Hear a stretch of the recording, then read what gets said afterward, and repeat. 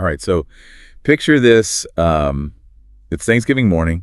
Yeah. You've got this amazing spread laid out, enough food to feed a small army.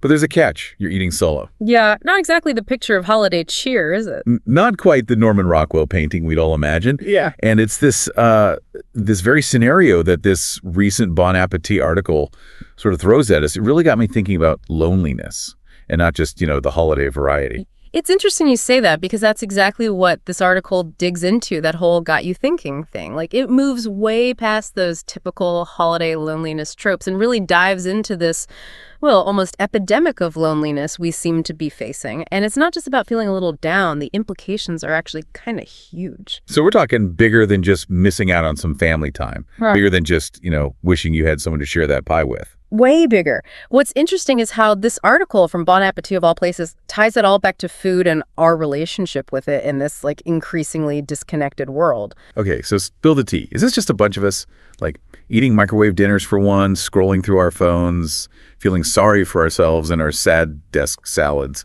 Because that's a visual, I'll tell you. Well, food does play a role, but it's way more nuanced than that. This article goes deep on how the way we live today can be really isolating. And get this, the health risks are no joke. We're talking on par with smoking. Bad. Whoa, seriously. Loneliness is the new cigarette. That's pretty intense. I'm going to need some hard data to wrap my head around that one. Okay, so the article cites the American Time Use Survey, and get this, the average person is spending something like 7 hours, alone every single day. That's a massive jump from just a couple of decades ago. And it's not even just about being physically alone. It's about this gap between the social connection we crave as humans and, the reality of what we actually experience. So less about being a total hermit, more about feeling like one, even when you're surrounded by people, like that whole loneliest in a crowd kind of thing. Exactly. And this isn't just an introvert versus extrovert thing. This is impacting everyone. The article's argument is that we need to move past those surface level solutions we always hear about. The whole just join a club or volunteer more advice, which, don't get me wrong, those things are great, but it does feel a bit like putting a Band-Aid on a broken bone when we're talking about something this pervasive, this, ingrained in how we live now. Exactly. It's like a temporary fix for a much deeper issue. The article calls it an upstream approach that they're advocating for. So instead of just dealing with the symptoms of loneliness, what if we tackled the root causes that are literally designed into our communities and systems? Now, that's what I'm talking about, a real deep dive. So what's on the menu, metaphorically speaking? What kind of upstream solutions is this Bon Appetit article serving up? Okay, so we need to think outside the takes a beat metaphorical lunchbox here, right? Go beyond just slapping a Band-Aid on the issue. What's the Bon Appetit recipe for tackling loneliness at its root? So one idea they highlight that I found really fascinating is this concept of placemaking. Basically, it's about designing spaces, physical spaces, in a way that actually encourages interaction and connection instead of, isolation. So less about those kind of sterile concrete plazas you see everywhere, and more about spaces that kind of draw people in naturally and almost give them permission to mingle. Exactly. Think community gardens, but with designated areas for people to just hang out and chat. Or public parks designed for year-round use. So there's always a reason to be there, no matter what the weather's doing. I love that. Fire pits in the winter, movie nights in the summer, makes those public spaces way more inviting. Totally. It's all about creating those opportunities for what the article calls weak tie interactions. Weak tie interactions. Sounds a little, clinical, like something out of a sociology textbook. It's actually simpler than it sounds. It just means those brief, kind of casual interactions we have with people throughout the day, like chatting with the barista while you're grabbing your coffee, or saying hello to a neighbor you pass on the street. They might seem insignificant in the moment, but these little interactions actually play a huge role in combating loneliness. Interesting. So it's like those small moments add up, create a sense of belonging in our everyday lives. Exactly. And, speaking of creative solutions, the article also talks about this program in Massachusetts called the Reunir Restaurant Program, which I thought was a really cool example of an upstream approach in action. Okay, I'm intrigued. Tell me more about this Reunir program. How does it work?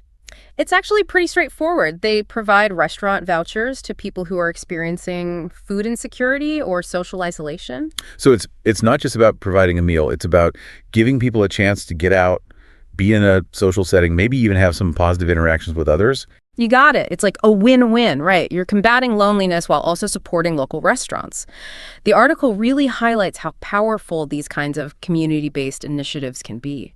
This all reminds me a bit of co-housing, which I know we touched on earlier.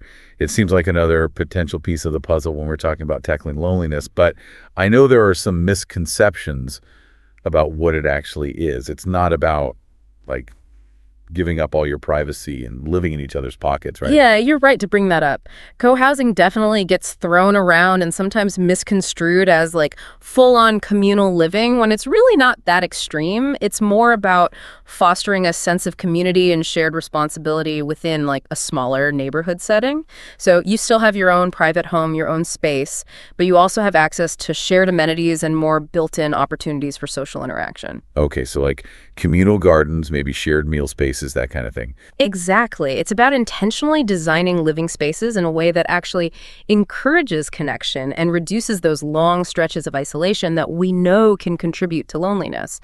Although, to be fair, the article does acknowledge that co-housing isn't some, like, magical cure-all. Yeah, I mean, things like zoning laws, affordability, those are huge factors. And not everyone's cut out for that kind of, I don't know, more communal living situation. Yeah. Even if it's not full-on commune style. Absolutely. Those are definitely real barriers that would need to be addressed if we wanted to see this model become more accessible and widespread. I think it's easy to forget how much our environment, both physical and social, even our cultural norms, play a role in all of this. Yeah. It's bigger than just any one person's individual choices or personality, you know? You're hitting the nail on the head.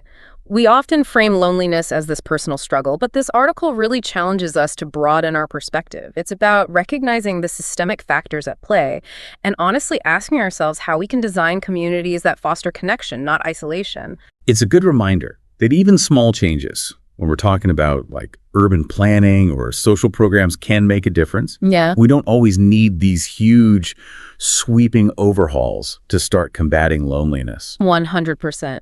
And the article really emphasizes that it takes consistent, everyday effort, especially when it comes to those close relationships. It's the small acts of kindness, the effort to connect, even if it's just a smile, a conversation, truly listening when someone's talking, those things add up. They're what create a strong community over time. And who knows, maybe those small acts can even inspire bigger changes down the line. But for now, I'm curious, what practical advice does the article offer for people who are maybe feeling that loneliness right now? Or for those who want to help others who might be struggling with it. So we've talked about this loneliness epidemic, right? And we've tossed around some ideas, some big, some small, for how we might actually start to combat it. But I think it's time we get like hyper practical. What can people listening right now actually do to make a difference in their own lives and the lives of those around them? Well, the good news is you don't need to upend your entire life or become a completely different person to make a difference. The article really emphasizes those small, consistent actions, the little things we do day in and day out. Okay, I like the sound of that. Less overwhelming that way. So let's hear it. What are some tangible steps, some things people can actually start doing today to feel a little more connected? You know, it might sound too simple, but honestly, one of the biggest things is just prioritizing those face-to-face interactions. Put the phone down, step away from the screen, and actually engage with another human being. It's so easy to get sucked into the digital world, though. I mean, I'm guilty of it, too. But you're right, nothing really compares to that in-person energy, that back and forth you get when you're actually with someone. Exactly. Even those little encounters, like chatting with someone in line at the grocery store or joining a local book club, they might seem random, but they can make a real difference in how connected you feel. And who knows, maybe for the other person, too. It's like that saying, a stranger is just a friend you haven't met yet. Right. But what about people who are maybe a little shyer? I mean, some of us are natural extroverts, but what about the introverts out there who might find it harder to, put themselves out there? Any advice for how to overcome that initial hurdle? Absolutely.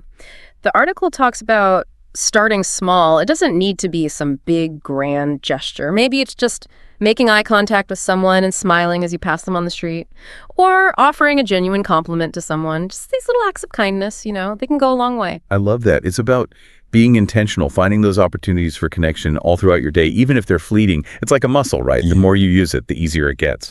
Exactly. And, don't underestimate the power of simply reaching out to someone who might be feeling lonely or isolated. It could be a quick phone call, a text, even just a handwritten card.